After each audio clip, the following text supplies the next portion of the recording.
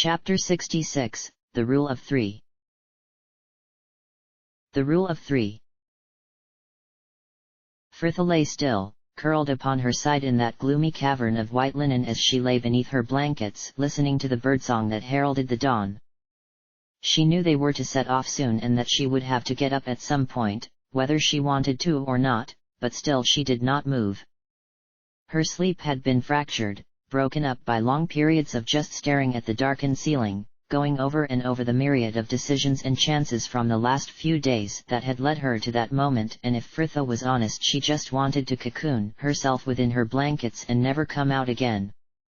But that simply wasn't possible, and finally she roused herself, moving unconsciously through her morning routine, and she was on the stairs before she realized it, trudging loosely down them into an empty common room. No one was serving at the bar yet, and Frithla went straight to the kitchens with her order, two maids arriving at her table moments later with a tray of tea and the first batch of porridge. Frithla nodded her thanks, waiting until the girls had disappeared back into the kitchens before serving herself a bowlful, only to scrape the contents straight back into the pot, her dish now smeared with the remnants that would ensure that at least Jahara's nagging would be one trial she could avoid that day. The tea was hot and still a little weak, the leaves having not long been added, and Frithla drank 4 cups in quick succession before she finally felt sated, the girl pushing her chair back to pillow her head in her arms and only lifting it again when the next person arrived at the table. "Morning, Cerned." "Good morning, Frithla." The druid sent her a concerned frown as he took his seat. "Are you feeling well? You look a touch pale." Frithla sent him a grin that was a stranger to her face. "I'm not good with early starts. Porridge," she offered, not waiting for his answer as she lifted the lid from the pot before her and spooned some into his bowl. "Careful, it's still rather hot, I burnt my tongue," she added with a laugh, feeling she may as well do the thing properly, and she was suddenly reminded of Herr Dallas and the similar games he would have them play, going about the city pretending to be different people from different places. The last occasion had led to something far more serious though. The map to the tombs had directed them to troubles too great for any book. She knew Herr Dallas and Ari had fought about their little excursion.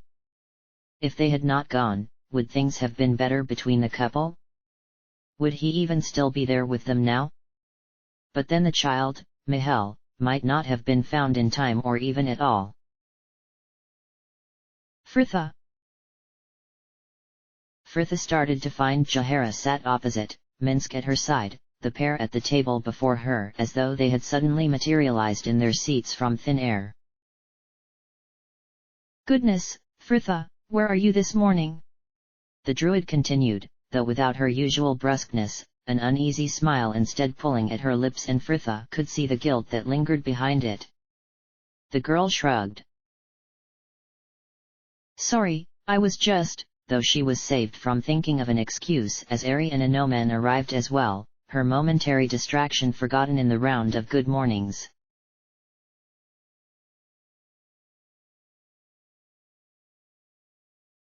The air was so bitter it seemed to steal the breath from her throat.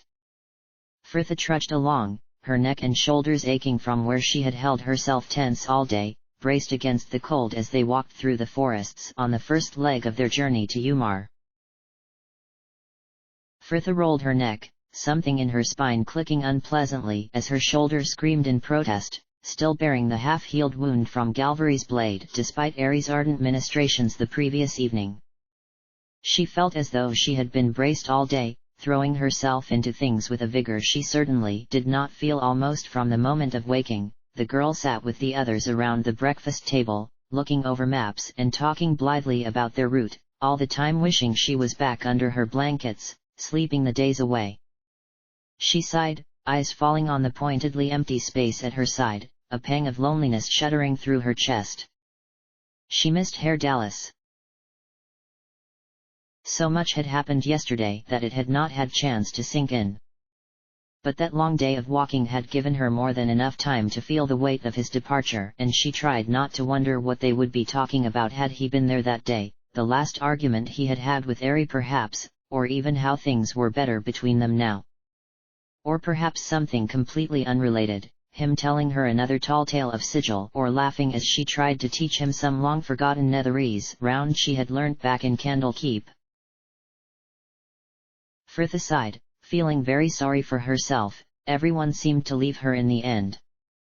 Nalia, and then Aran, and now Herr Dallas, although to be fair Aran's leaving was more her choice than his, and Nalia was much better off now. Fritha frowned, angry at how she always seemed to try and rationalize her misery. Well, it is surely better than just wallowing in it, scolded her mind in a voice that sounded like a mixture of Beth and Nalia. Fritha sighed, trying to find a smile somewhere within her, as though she could trick herself from her melancholy. She knew in her heart she should be happy, despite Herr Dallas's leaving. After all, they had at last a decent lead on their fugitive, and she knew she should put all her focus on that, because Valigar led to Imoen, and that led to freedom, not just for her friend but for her as well. And in her mind Fritha saw it, felt it. Imoen was back with her Anne. She was free at last to escape and its warring factions of thieves and vampires. Free to visit Nalia or return to Candlekeep, or even take a trip to Waterdeep if she so wanted. Free to travel and test and try and finally find her place in the world, her mind reeling with boundless freedom of it all. And then it faded, and Fritha was back in that forest, cold and tired and very much trapped by her circumstances, and she almost winced as she felt the longing ache through her. No, none of that. Fritha drew a deep breath and released it slowly, a no-man glancing to her at the sound, mouth open as though he was about to ask her what was wrong when another cut him off.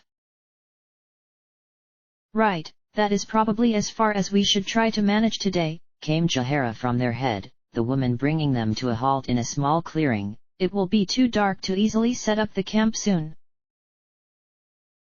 According to the map, there were no rivers or other sources of water nearby, and once the fire was crackling, Jahara moved to unfasten one of the two large flasks that were strapped to the back of Minsk's pack for just such occasions.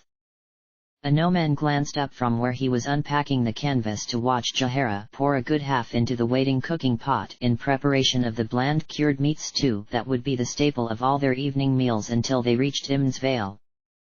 The druid sat back on her haunches with a sigh. Fritha, if you would.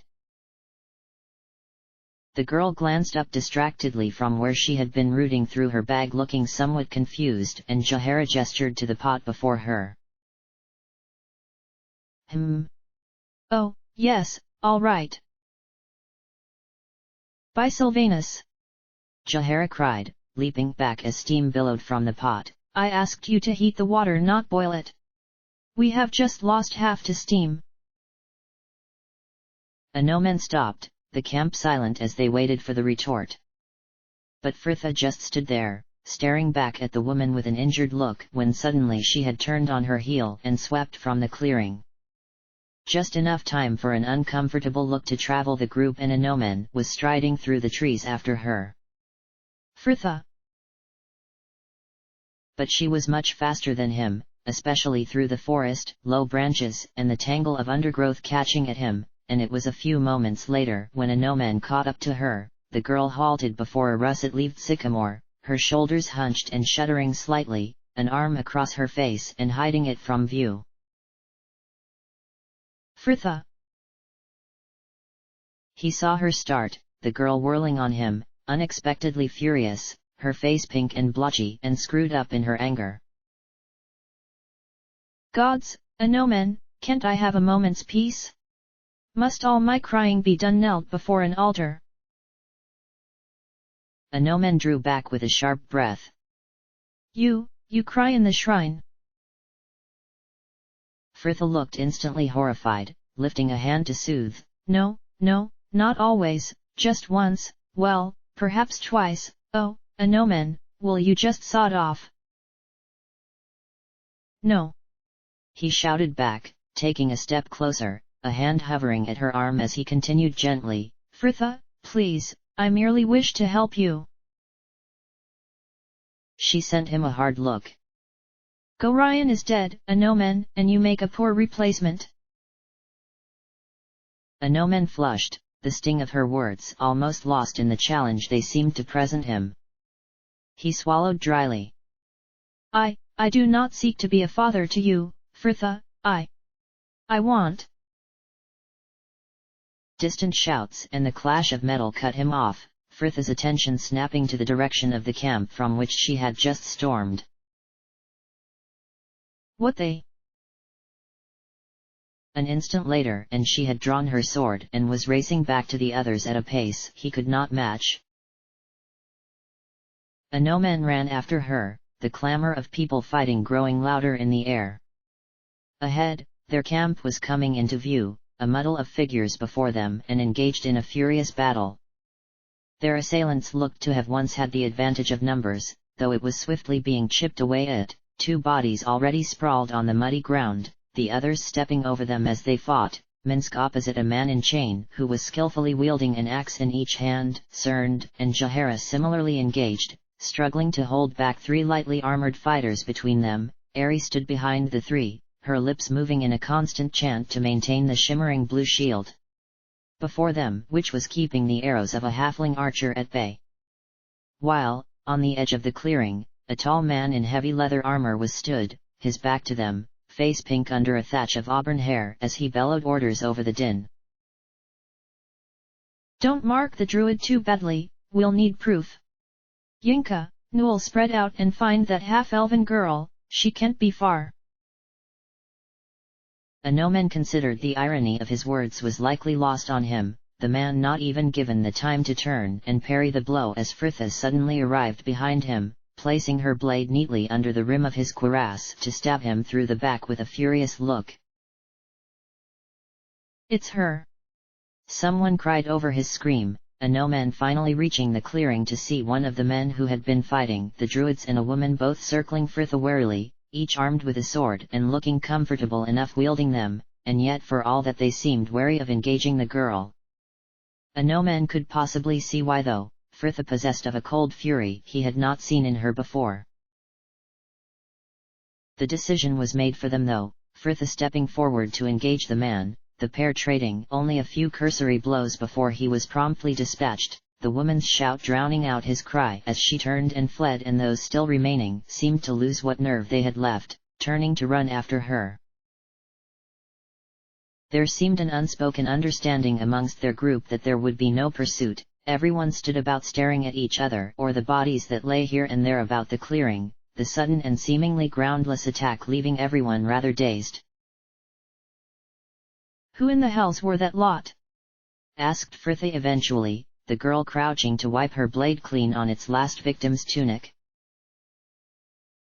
But silence followed, no one seeming to have an answer for her, and Cerned crossed to the body of the red-haired man, crouching to search his pockets before he rose, opening out a sheet of parchment as he did so, the druid reading from it until his face was the same color as the paper. Well? Demanded Jahara impatiently. Cern swallowed. It is a bounty notice for you and Fritha.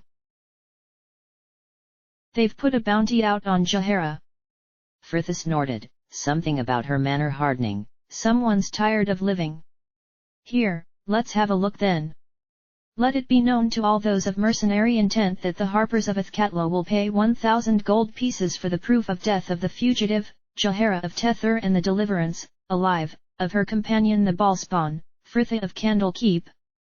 The girl sighed, crumpling the note up and tossing it into the fire. Great, just great. Cern turned to Jahara with a frown. Did you suspect this could happen? The woman shook her head, eyes still trained on the girl before her, voice quiet. No, not at all. This is most unlike the Harpers. We would usually deal with our own problems, especially when the life of one of our own had been taken. Though for them to hire others is not unheard of, the seniors must have given approval for the bounty to be raised. Who thinks that maybe they just want to make life difficult for us? Well, they've certainly done that, said Fritha bitterly.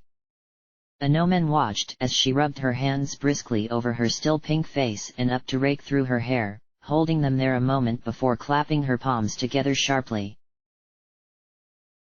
Right, start packing up, someone douse the fire, we'll need to put some distance between us and here just in case they have some friends roaming about, though I doubt it from their number and the sum of the bounty.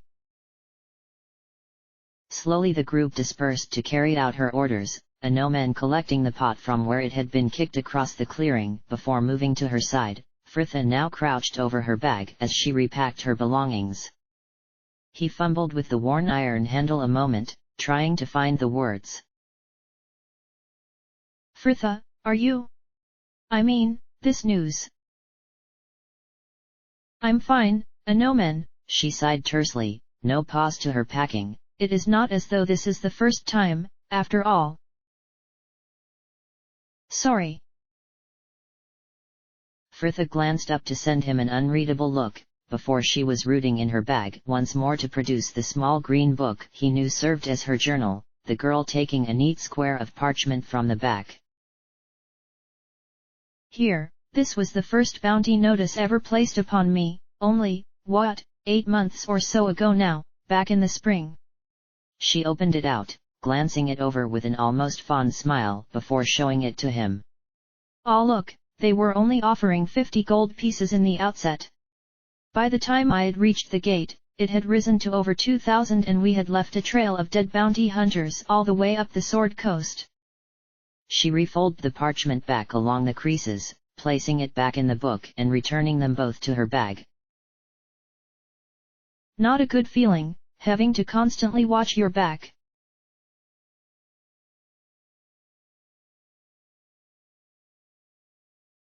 That night was a restless one, the group traveling on for a few more miles until Jahara felt there was enough distance between them, everyone hastily setting up a camp in the twilight to share a meager supper of dry rations before they bedded down, 2 to a watch. And things did not get any better over the next couple of days as they made their way through the wilds to Umar. The whole group was tense and, though no one voiced as much, they all knew it was just a matter of time before the next attack. The weather was bitterly cold and there was not one among them who was not tired, Fritha especially, who always seemed to be awake whenever they took their rest, the girl volunteering for the first watch the previous night with Cerned, yet she had already been up and tending the fire when Anomen had awoken to take the last one with Ari that morning. The knight glanced back to where Fritha was walking alone but a few paces behind him. She had been withdrawn ever since that first attack, strangely neither Jahara nor Ari making any attempt to coax her out, though perhaps that was not so unusual when he considered what had passed between the three lately.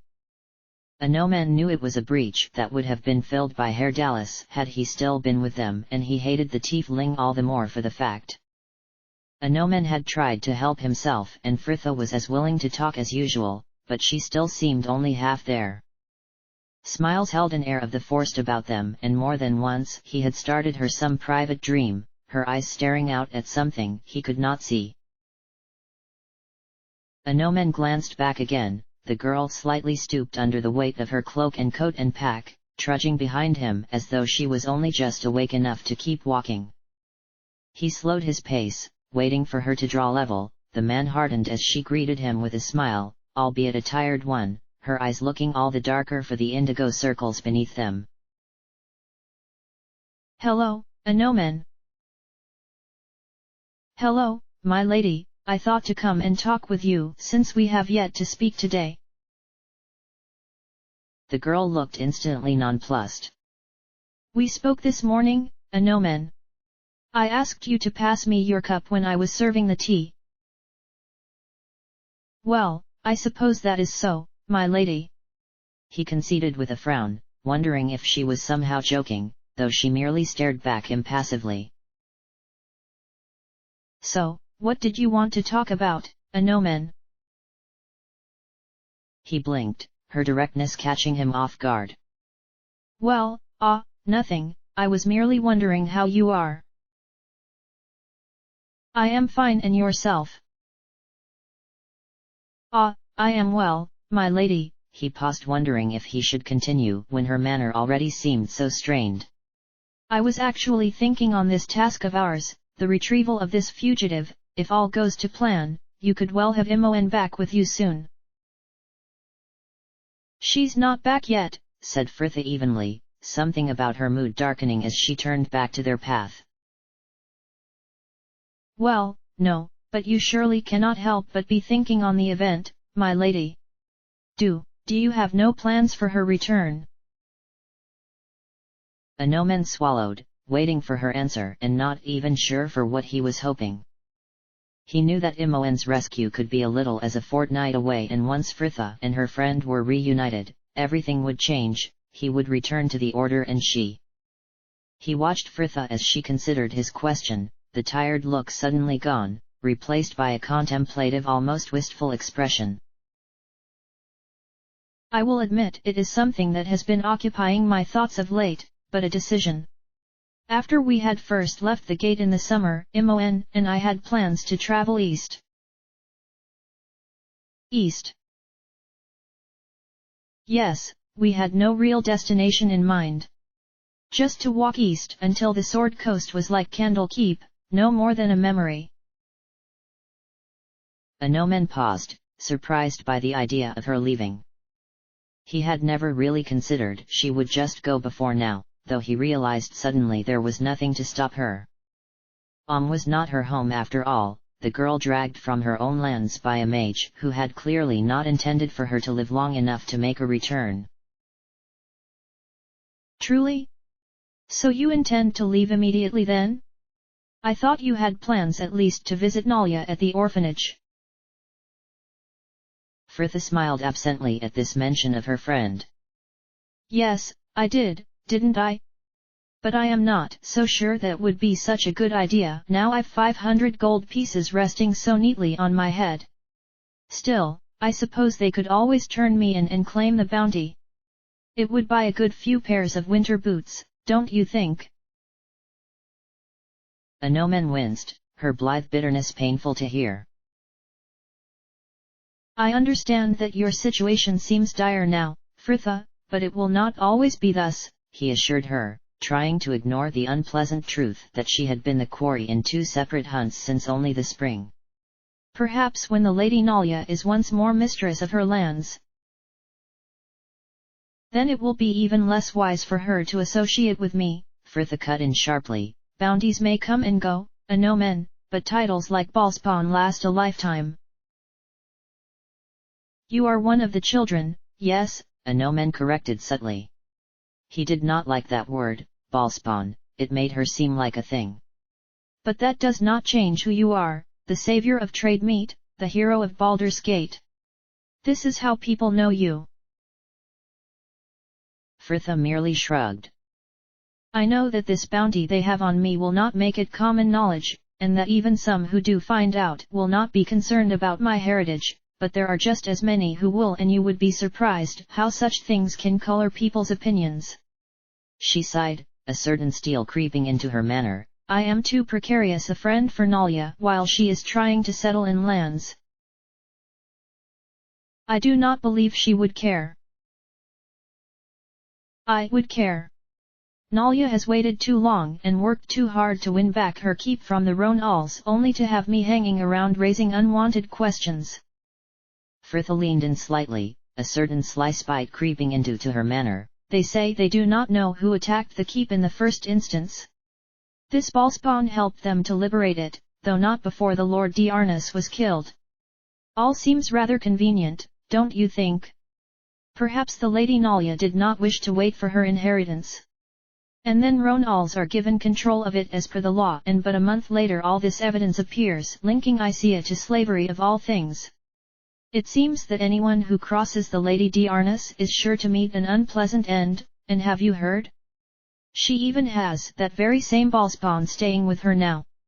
I know what happens, Anomen. Fritha continued with her usual voice and an unyielding look. I and those I travelled with were sentenced to hang on the most circumstantial of evidence. Anomen turned away. There was much truth behind her anger, and it made him feel helpless to know there really was nothing he could do to make any of it better for her. So what do you intend, my lady? Frithha turned back to their path looking weary. Who knows? A lot will depend on Imoen, but with the Harpers hunting me outside the city and the vampire waiting for me within it, well, I am not sure is the best place for me to be at the moment. She glanced to him, smiling wanly. But, wherever I end up, I am going to try and find some peace. I managed to live the first 20 or so years of my life without killing anyone. It's a habit I should like to get back into.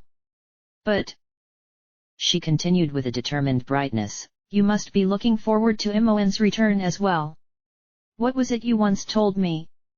You want nothing more in this life than to enter battle with the banner of the Radiant Heart flying over your head. Once we have Imoen back, you will be free to return to the Order and begin the life you have spent so many years working towards. Well, yes, I suppose that is so, Anomen admitted, wondering how he had ever been so oblivious. And he was looking forward to joining his friends at the Order, to go on campaigns and serve and justice as he had always dreamed, but at the same time, he was loath to leave her company. He had never thought anything would have made him have second thoughts about a life in service to the Order, but there she was, all lively hair and tired eyes. It's funny, she mused aloud, looking wistful once more. Everyone seems to leave me in the end. I won't. I mean, Of course, you will, Anomen, she cut in with a smile. And so will Jaehaera and Minsk and everyone. We will all have to part in the end, because you are committed to this life, and I am not. There was nothing he could say to that, and they walked on in silence for the last few miles, the stone houses of Imnsvale at last filtering through the trees. Should we see about getting rooms for the night? Asked Jaehaera as they came to a halt outside the village inn. Frithha nodded her agreement. Yes, at least then we'll have somewhere to lighten our packs. We can. Frithha! Cried a high voice, cutting her off, and Anomen turned with the others to see a familiar young girl stood at the gate of a house further up the street, her sandy hair tied back in a long braid. Frithha! Kaich! Frithha called back with obvious joy, waiting as the girl hurtled down the road towards them before scooping her up to swing her round and set her gently down again. Kaich, by this day, I swear you've grown at least 2 inches since we last met. The girl giggled delightedly, still holding onto her sleeve and tugging it in her excitement. Oh Frithha, ever so much has happened since you left, and I've the best gossip about Vals. Oh, and what's that wayward brother of yours been up to now? Oh, Frithha, it's so funny, he's got a sweetheart. It's Mari Faircopse. They've been courting since just after High Harvestide, and they hope to be married come midsummer. Look, there they are. The girl pointed back up the hill, and they turned to see the young couple walking politely down the street arm in arm, Mari noticing their group to send Anomen a shy wave. Valsben scowled and made quite a show of opening his gate for the girl. Frithha grinned. Well, it seems love has made quite the gentleman of him. Yes, though he still tries to act all tough in front of his friends, something much harder when I am calling him by the new name Mari's given him, Honey Lamb. A pause where both Frithha and Kaich were lost to raucous laughter. Gods, that's awful. I know. And the best bit is Mari thinks I'm adorable, so Vals can't do anything to me when she's there. Frithha laughed again and ruffled the girl's hair affectionately. Well, it certainly seems as though you've been having fun. Kaich nodded, beaming. Yes, and Delon and Blael have finally come back, so now Delon and I can play together again. They arrived on a caravan over a fortnight ago now. They had had ever so many adventures. Delon told me all about them and how they met you again in trade meet. But why are you back here? The girl asked, suddenly looking anxious. Have the wolves come back to the ruins? Fritha sent her a reassuring smile. No, nothing like that. We're tracking a fugitive who is on the run from the city. Oh, is the village in danger? I doubt it, he only kills cowled wizards. We think he's hiding somewhere in the hills north of here. I don't suppose you've heard if anyone about the village has seen anything strange, have you? Kaj shook her head, slightly crestfallen. No, sorry, most folks don't go far from the village and the nearby forest now the winter's coming. Oh, but why don't you talk to Medolf? Medolf. You know, the leader of that tribe of ogres who ran away from their army.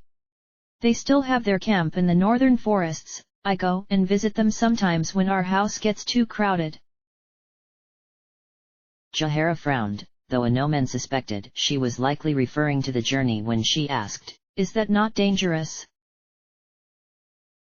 Kaj shook her head. No, they're really friendly. Medolf said he wouldn't even think of eating me until I was a bit bigger. I'm pretty sure he was joking though.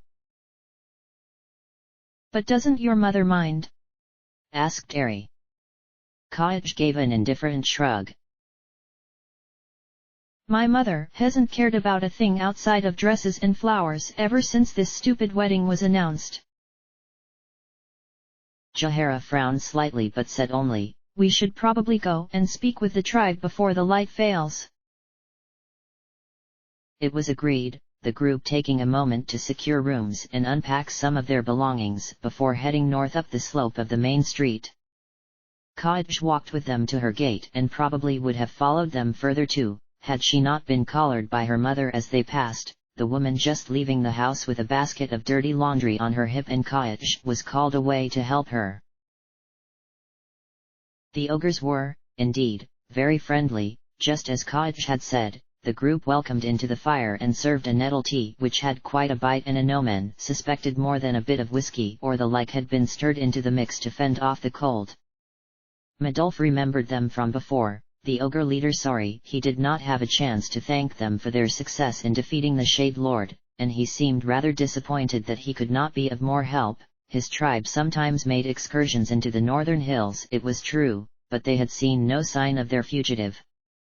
Still, he gave them what help he could, marking on their map the locations of several caves and disused cabins that would serve very well for anyone who wanted to be lost for a time, and they left with his assurances that if he or anyone of his tribe saw anything of their fugitive, they would send word to Imnsvale immediately.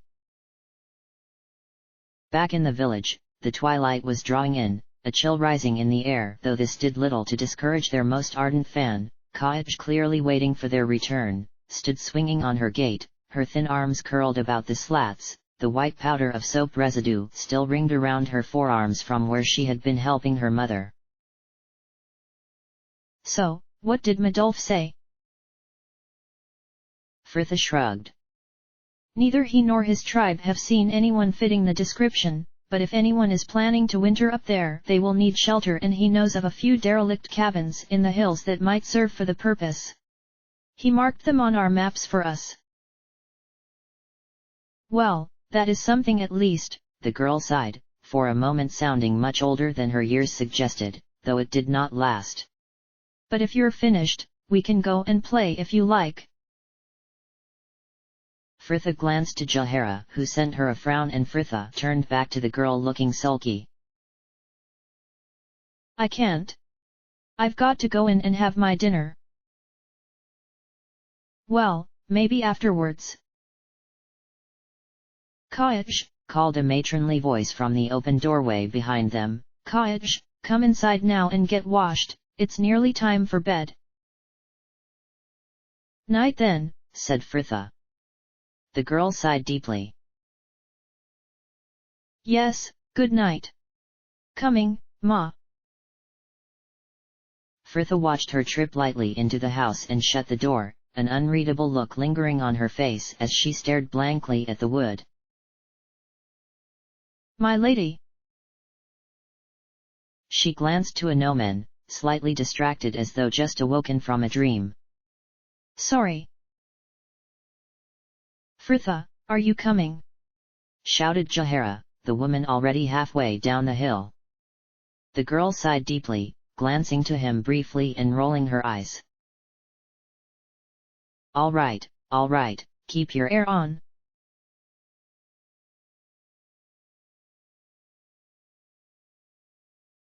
They had left Imnsvale on the first day of a bitterly cold October. The next few days were spent searching the densely wooded hills north of the village, following the markings Madolf had made on their map to the few cabins that scattered the gloomy forests.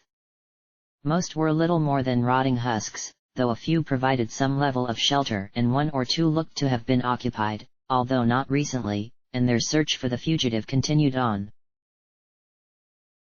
If the weather was cold in lowlands, it was nothing compared to up there on the hills, though the trees at least provided some shelter from the icy winds, and they stayed in the cabins where they could, bedding down each night, piled under blankets and coats and cloaks, the only concession made to the fact they were abed, the removal of their boots.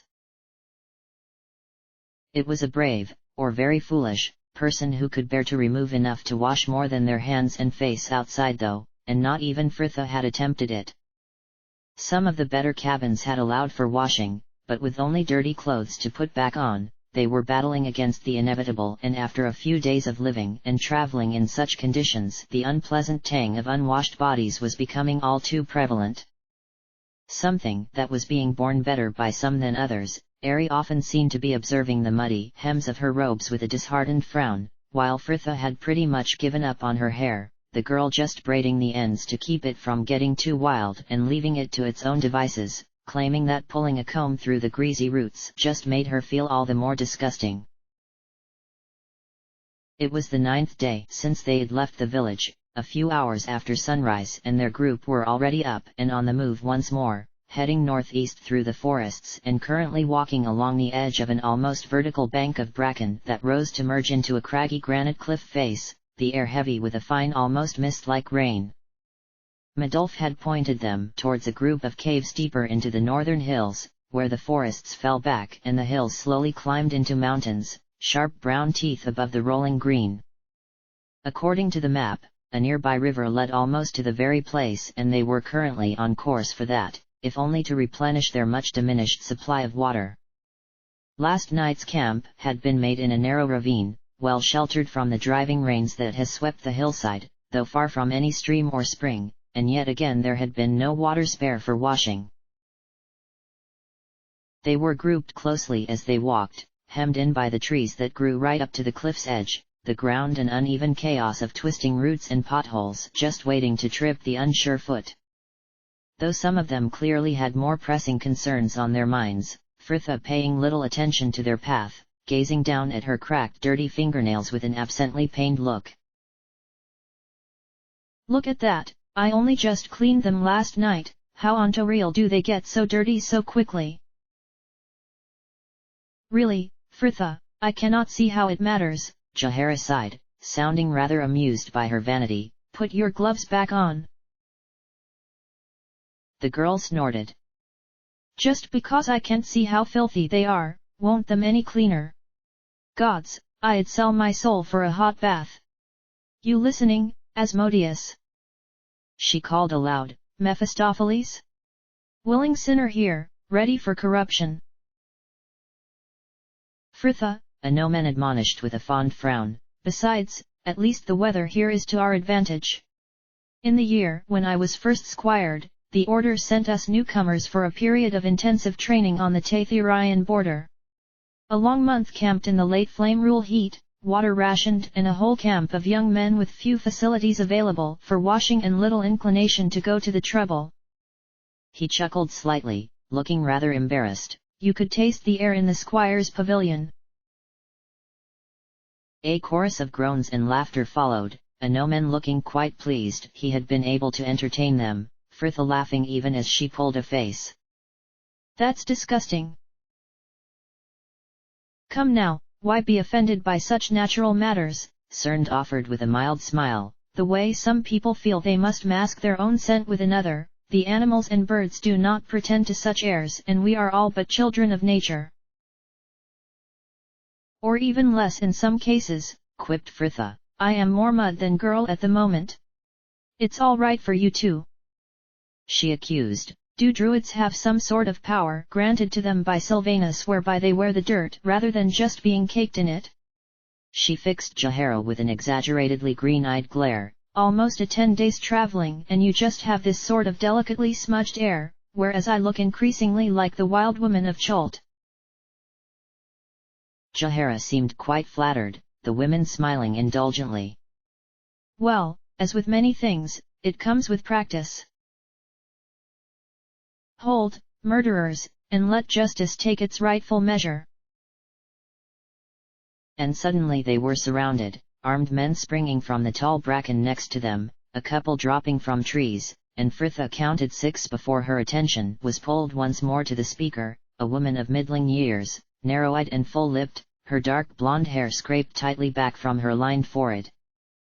She and her companions seemed as wayworn as they did, and Fritha wondered absently just how long they had been following them before laying this ambush. Jaehaera looked astounded, and by more than just the abruptness of the attack. Revian. The woman nodded grimly. Yes, Jaehaera, it is I, and, though it pains me to do this, a traitor's death is what you deserve. Wait! cried Jaehaera as both sides about her drew their weapons. I know why you have come, but you must understand, they left me no choice. Galvary had me bring Fritha to the hold in Athkatla on the pretense of determining whether she was any threat, but he had no intention of letting her leave once there. Ah, yes, Revian continued, eyes running slowly over Fritha. The godchild. The sage, Ramas, and his notes tell a different story though. That the assessment did indeed take place, and when the girl was proved to be a risk you turned upon you fellow harpers and slaughtered them. That is not true, shouted Fritha. The woman glanced to her with a look of utter contempt. And why would Ramas lie? Because Galvary was a fool bent only on advancing his own station, snapped Jaehaera, her anger seemingly overwhelming any continuing desire to calm the situation. Ask Derman. Ask Derman how Galvary badgered me for weeks, trying to get me to bring the girl to him. He knew the seniors would perceive the arrest of one of the children favorably, and no doubt Ramas had been promised a share of whatever honors Galvary would receive. The test they gave her was biased. Anyone who took it would have been found guilty. Jaehaera sent the woman a calculating look. Who gave the order for this bounty to be placed upon us? Riviana's lined face was a stony mask. The business of the harpers is no longer your concern now, traitor. You have chosen to stand against your own with this ballspawn. Do not call her that, shouted a nomen. And you must suffer the consequences. Jaehaera shook her head, slow and pained. Please, do not do this, Revian. You know me, you know I would not have done this had I any other choice. Harpers seek the truth. Harpers do not kill their own, either. Fritha snorted, drawing her sword. I hope the irony of your attack isn't lost to you then. Learn to appreciate silence, ballspawn, Revian sneered, slowing drawing her own blade. There will be much of it in that box they have waiting for you. Enough of this. Death to the killers of harpers. And at this rallying cry, they surged down from the bank, the two groups meeting in a clash of metal. Ari had already loosed a spell, a bolt of energy that missed its intended target, exploding on the granite cliff face behind them in a shower of white-hot sparks, the elf falling back as she worked to summon another. Cerned and Minsk had taken up positions before her, using the densely placed trees to their advantages. They fought 3 men between them, Ari taking out the group's archer with a well-placed spell, while Jaehaera and Revian circled each other, the pair seemingly blind to all else, both staff and scimitar being wielding with a furious speed as the women fought, a raw anger seething behind each blow. Frithha took a step back, parrying the swipe to her head and making her own furious sweep at her opponent's legs, the thickly bearded man she was fighting having to jump back to avoid it, his tanned weathered face all concentration as he watched for his next opening, and Frithha wondered absently how anyone managed to engage more than one adversary at once. Anoman was but a pace from her, holding off both a tall man armed with a sword and women with a stave. But he was still aware enough of his surroundings to shout her name, gesturing to a robed man still stood on bank behind them and almost hidden in the ferns, his hands weaving a complex pattern as the old draconic symbol for sleep began to appear glowing in the air before him. Frithha felt a furious anger fill her as she realized for whom that was likely meant. "Oh, no, you don't!" she shrieked, swinging out at her opponent's head, the man predictably catching her blade against his own, only to stagger back holding his nose as the fist that was clenched about her sword hilt was thrust into his face, and Frithha was already past him, the girl racing up the bank and barreling into the mage to send him flying. He was on his back now, winded and sprawled in amongst the ferns, and for an instant they watched each other, him prone beneath her, his arms held instinctively over his head for all the good it would have done, her with sword aloft, every fiber of her screaming for her to finish the thing. A ragged panting behind her, and she whirled just in time to parry another swing, her previous opponent breathless from his chase, blood still streaming from his nose to clot in his beard and at her back. Frithha could hear the mage scrambling to regain his feet, the man using the opportunity to retreat further up bank. She and the warrior were trading blows once more, but she had the advantage on that steep slippery slope, and she did not wait long for an opening, cutting him down just as a shrill cry echoed about the cliff face, and from her vantage Frithha watched the spray of blood arc through the air as Jahara's staff connected with her temple and Revian dropped like a stone. "Revian falls! Retreat!" Frithha whipped back to see the mage already fleeing after his companions, and she watched him go with a sinking feeling. Next time they met she may come to regret this day. She sighed, sheathing her blade as she walked back down to the others, her friends slowly gathering around the druid, Jahara seemingly unaware of them as she stared down at the unmoving body of her former ally.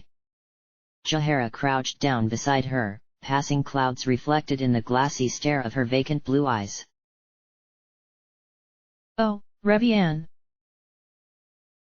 Should we bury them?" asked Ari quietly. Jahara shook her head, a certain hardness creeping in as she threw the woman's cloak over her face like a shroud and rose stiffly. "No, the soil here will be too thin and we haven't the time. Come, we should put some distance between us."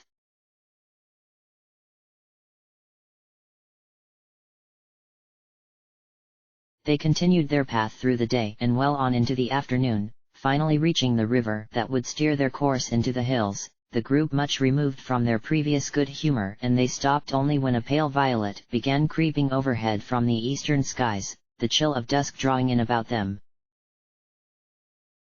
It was her turn to cook. Ari stooped over her pack, slowly pulling packets of dried meats and whey bread from it with aching arms and longing for the moment when she could sit beside the already crackling fire and watch their dinner bubble and steam.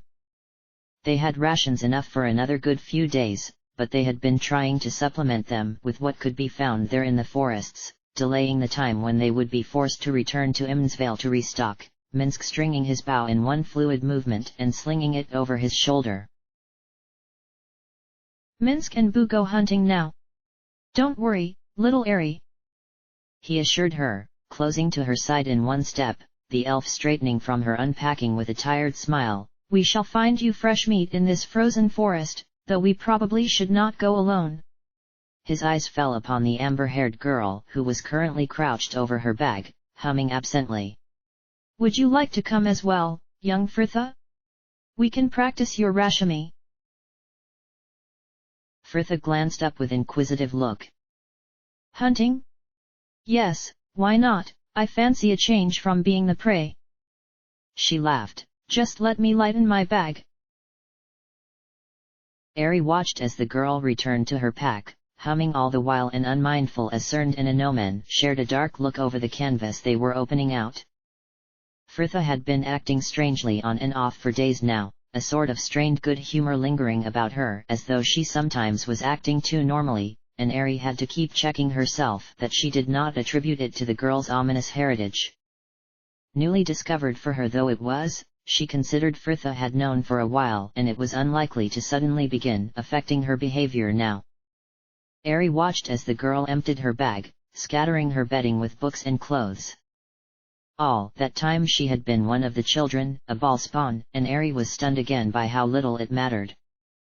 The elf was sure she should be in awe or even fear of such a revelation, but there was only an acceptance.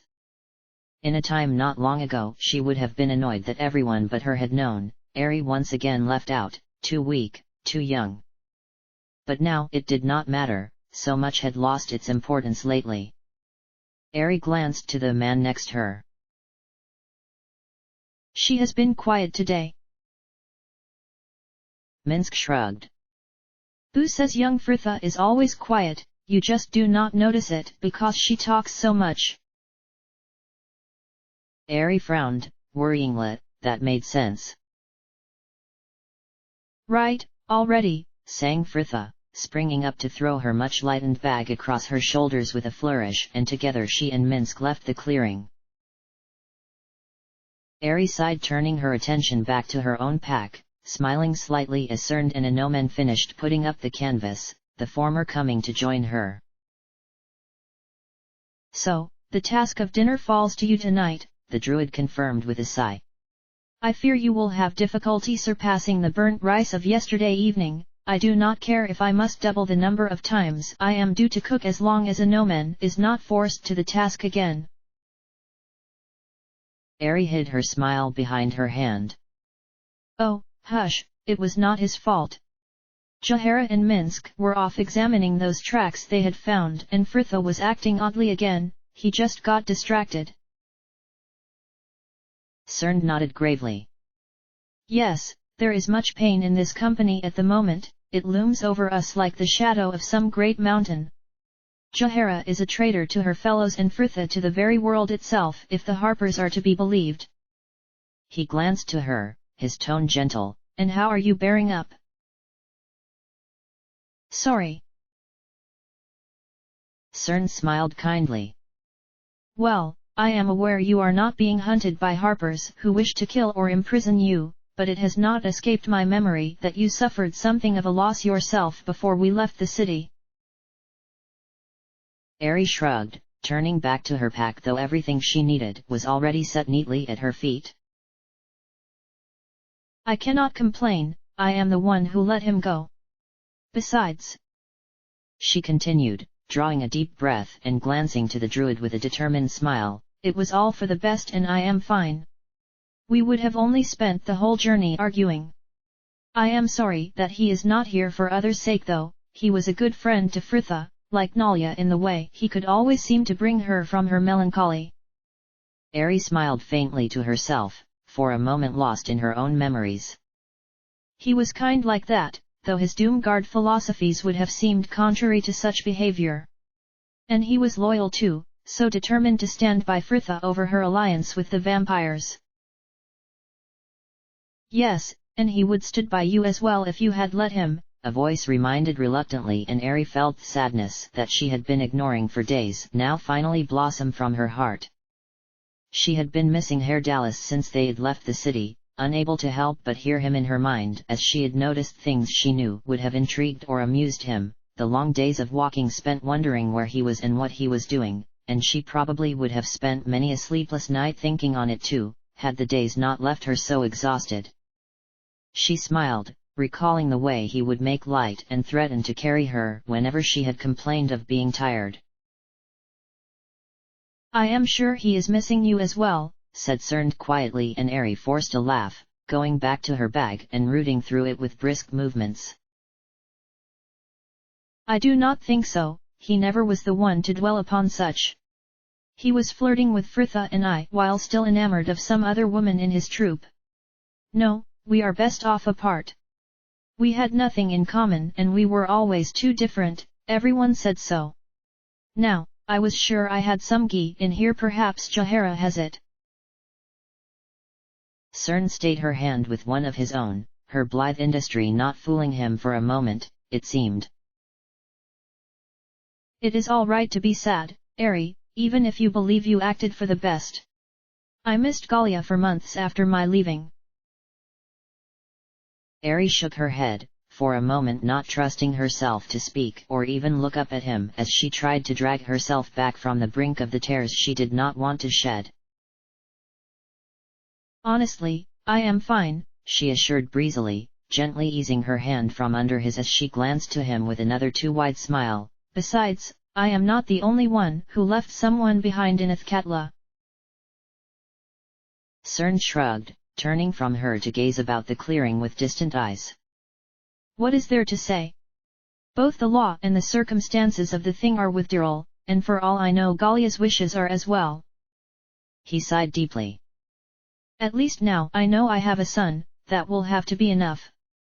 Well, he continued, glancing back to her with a familiar serene smile, I will leave you to your preparations, though do say if you require any assistance. Ari watched as he moved across the camp seemingly to engage in Nomen, the elf taking a moment to repack her now well-tilled bag, though when she glanced back up, Cern had gone.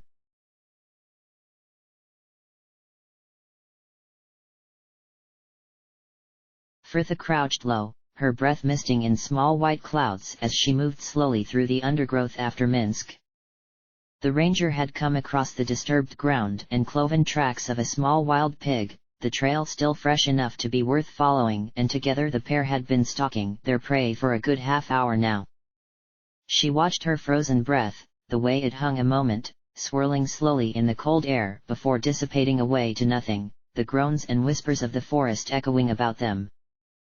The tired leather of her boots creaked as she shifted slightly, leaning forward to watch as Minsk examined the torn bark of a nearby trunk. I wonder, do the Harpers hunt us like this? Murmured Frithla absently, following our tracks, growing ever closer even now.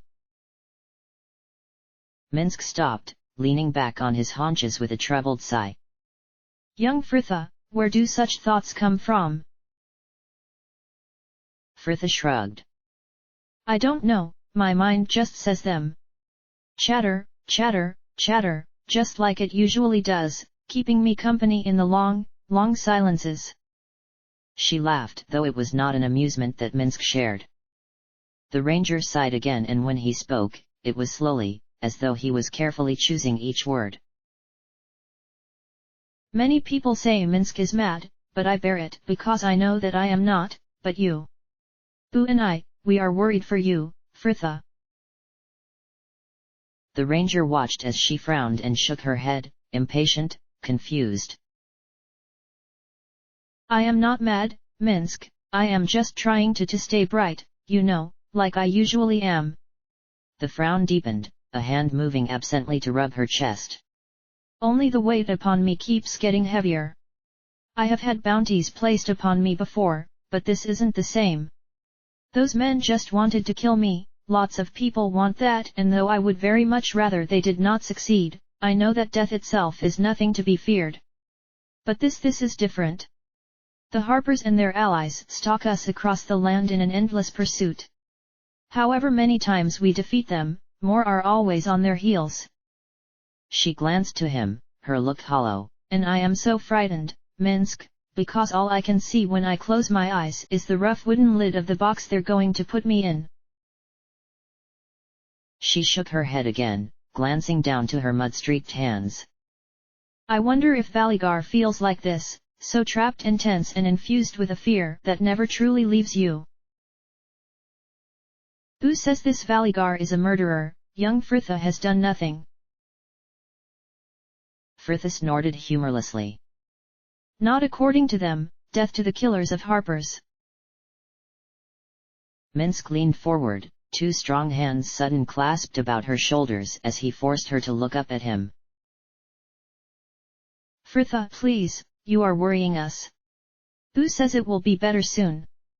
Jahara will parley with the harpers and they will hunt us no longer. She is a good woman, the word of her past deeds within the harpers will carry much weight. When such crimes are still fresh, the cry for vengeance is loud in the mind and nothing else can be heard. But this thirst will soon fade and then will come the time for talk. Please, Fritha, Minsk and Bu will protect you, but you must be strong, stay strong in your own mind until then. She was frowning again, but nodded slowly. I will try, Minsk. Minsk nodded as well, soundly clapping her arm. Good girl. Come now, let us catch our quarry.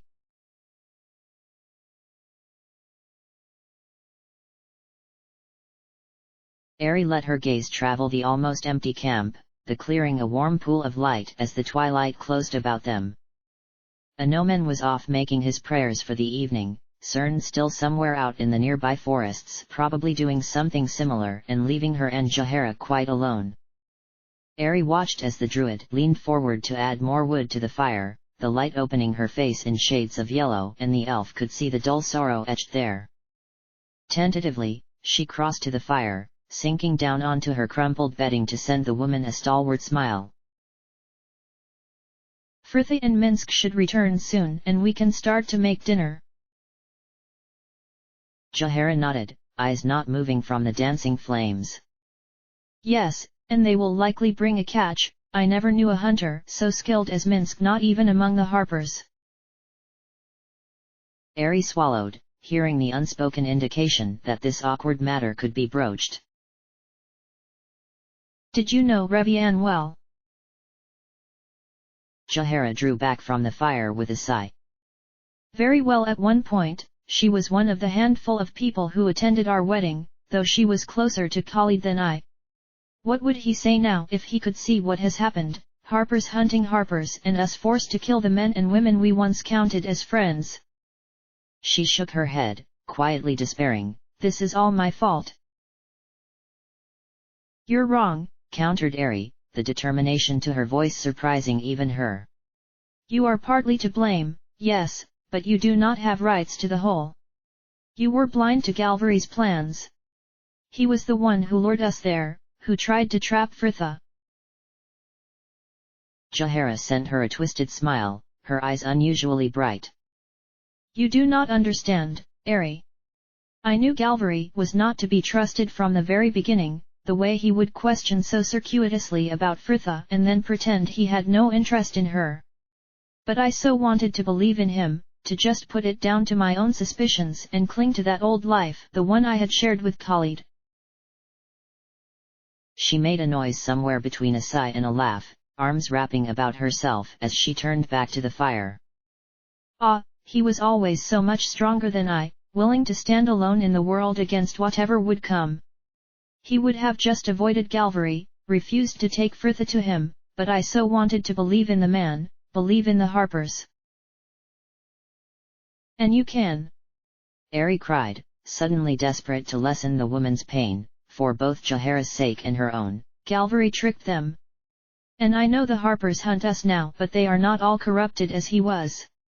You said yourself, Derman believes in you, and others will too, the harpers are not lost to you.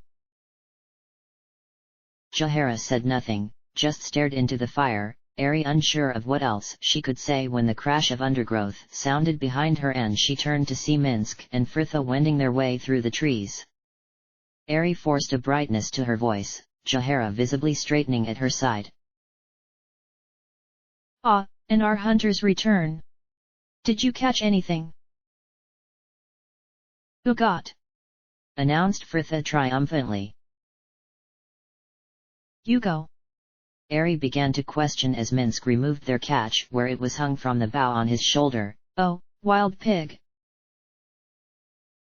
Piglet, corrected Fritha playfully. Minsk beamed. Well, it's very good either way, Ari laughed. Minsk's skills never failed to impress her, though it will take a while to roast. Yes, too long, said Jahara bluntly, standing to fetch up her cooking pot. We'll just slice it up and stew it with the last of the onions. Pass it over, Minsk. The pair had cleaned their quarry where they had caught it, and all that remained was for Jahara to joint the carcass. The woman stood slicing meat from the bones, the thin strips falling to land with a hiss in the pot that was already set over the fire. Srnd appeared not long after with some interesting-looking roots which were quickly added to the mixture, and a heavy stew was bubbling thickly by the time Anoman returned from his prayers with more firewood, the group at last settling down for the evening. It wasn't the most tasty of meals they had ever shared, but it was filling, and it warmed the tension that had been hanging over them, all fading somewhat as the dishes were cleared and the talk moved on to their plans. So, began Jahara, opening out their map and laying on her knees before them, if we keep on at this pace, we should reach the foothills by the day after tomorrow. There are a few caves there and Valigar can only be in one of them, if any, so at least we will have somewhere to shelter each night. And we will be glad of it, offered Srnd grimly. The air will be even colder up there. We will have to be more careful as well, murmured Fritha from where she was laid upon her back in amongst her blankets, an arm across her eyes to spare them from the firelight. Kaj told me at High Harvestide, that wolf pack we drove from the ruins makes its home on those slopes. Jahara nodded. That pack was much weakened by their ordeal at the hands of the shadows. I wonder if they will even survive the winter. Minsk hopes so, but not on us, yes. The ranger laughed and Jahara sent him a weak smile. Indeed. Now, on the eastern slopes there is a pass that leads into the heart of the foothills. I would suggest we travel east along the edge of this ravine and we should reach the pass the day after tomorrow. From there it will likely take a few days to perform a thorough search of the hills. Srnd nodded, though he looked grave. I do not mean to be the voice of pessimism, but and what do we do if this Valigar is not there? We will have exhausted all the places told to us by Madolf. Jahara shrugged. By the time we have made a search of those hills, we will be running low on supplies anyway. We will head back to Imnsvale and reconsider our position. Yes, Boo says it will be a long while before we run out of Umar to search. Jahara nodded once, folding up the map and returning it to her pack. Well, we should start thinking about getting some rest. Srnd, you're on the first watch with Fritha. Fritha. Jahara glanced to her. She had been asleep all that while. Oh, I'll swap with her then, offered Ari. So, I'm on first with Srnd then. I will take hers, interrupted Anoman quietly, not even looking up from the greave he was oiling. Ari frowned slightly. But you cannot take two, Anoman, they are long enough now as it is with us having to take them in pairs. She would do the same for me, he said simply, no pause to his work, and Jahara sighed inwardly. At first she hadn't been sure whether it was any more than a passing whim, but there was a quiet intensity to the man now, ever since their conflict with the vampires, and there could be no mistaking his seriousness.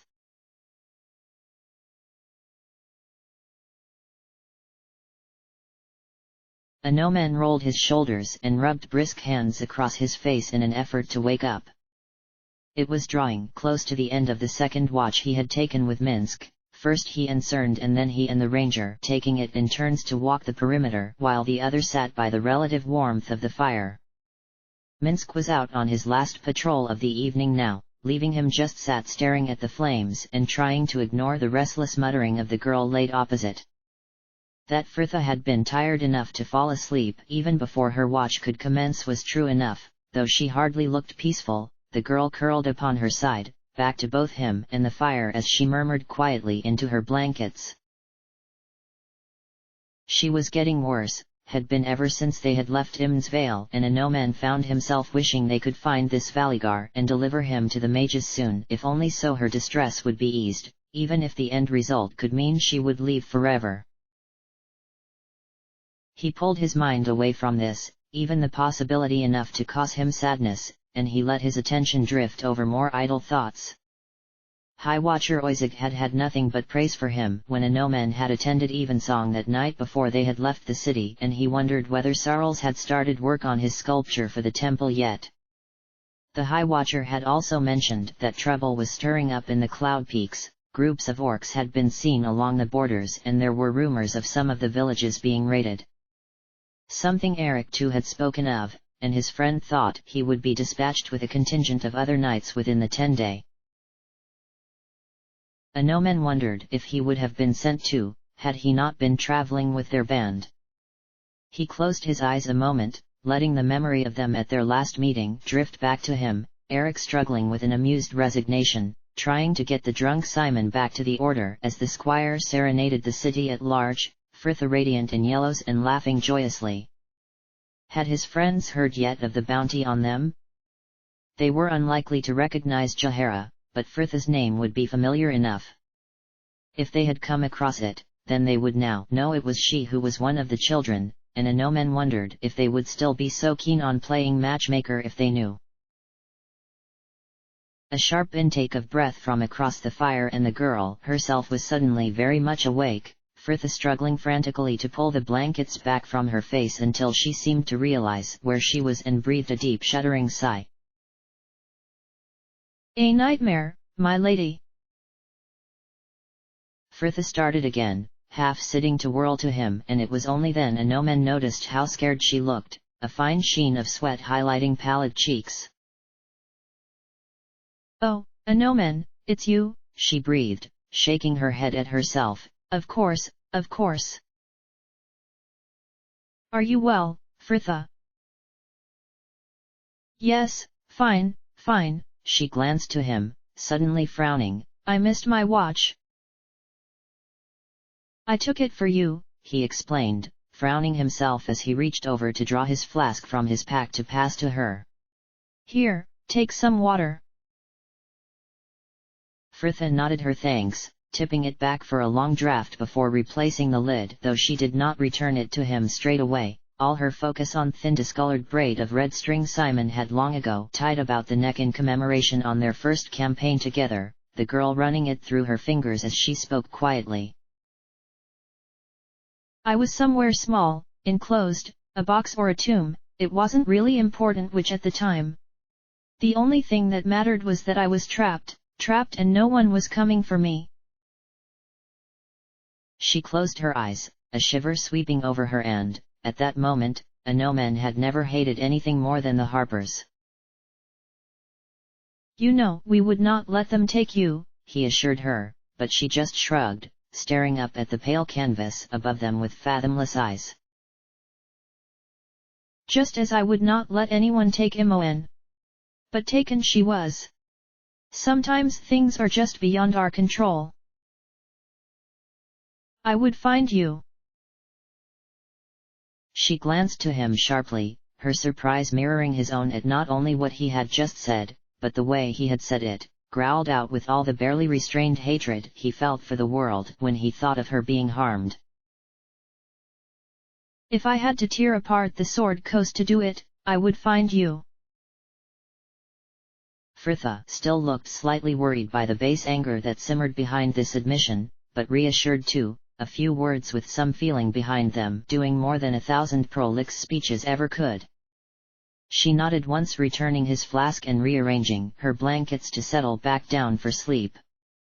But even when Minsk returned and they woke Jahara and Eri for the final watch, Anomen lay awake a good while longer, just watching her, the blood still roaring in his ears. End of chapter.